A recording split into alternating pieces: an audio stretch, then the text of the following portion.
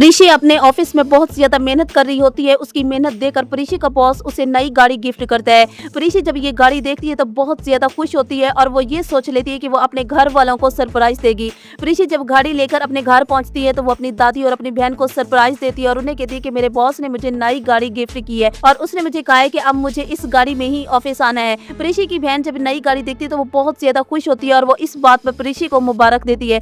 न सिर्फ प्रीशी की बहन खुश होती है बल्कि प्रीशी की दादी भी बहुत ज्यादा खुश हो रही होती है। प्रीशी जब ऑफिस जाती है तो उसका काम में बिल्कुल दिल नहीं लग रहा होता। उसके दिलो दिमाग में सिर्फ यही सवाल घूम रहा होता है कि वो अब किस तरह से अपने घर वालों को रोके कि वो शादी नहीं करना चाहती। तभी वहाँ पर बारी का बाप आता है और वो प्रीशी से कहते हैं कि प्रीशी बेटा, मैं तुमसे मिलने आया हूँ, मुझे माफ कर दो, मैंने जो कुछ भी किया बहुत गलत किया, लेकिन अब मुझे एहसास हो गया मैं अपने बेटे बारी को परेशान नहीं देख सकता।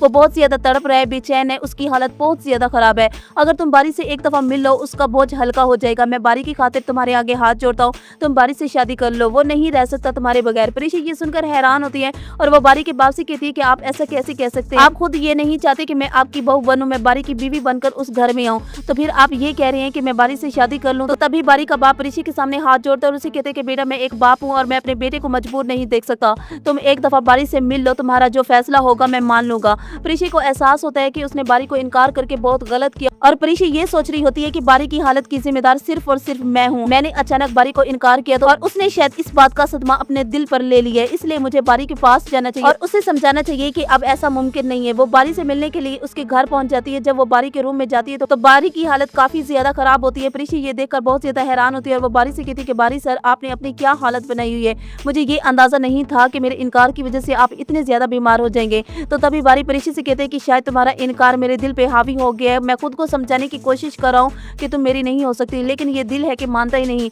तुम्हें इस बात का अंदाजा नहीं है, शायद मुझे अंदाजा है, मैं तुमसे बेहद मोहब्बत करता हूँ, लेकिन तुम किसी और से शादी कर रही हो, तो मैं ये सब अपने दिल को कैसे समझाऊं। प्रीशी बारी की आंखों में आंसू देखकर परेशान हो जाती है और वो बारी से कहती है कि मैंने आपको इसलिए इनकार नहीं किया था कि मैं आपको परेशान कर सकूं, मैं अभी शादी नहीं करना चाहती, मैं अपने ख्वाब पूरे करना चाहती हूँ और मैंने पहले जो कुछ भी कहा वो झूठ था और सच ये है कि मैं आपको पसंद करती हूँ। बारी ये सुनकर बहुत ज्यादा हैरान होता है और वो प्रीशी का हाथ पकड़ते हैं और प्रीशी से कहते हैं कि और क्या ये सच है कि तुम मुझे पसंद करती हो। तो प्रीशी वहाँ पर बारी से कहती है कि हाँ, यही सच है।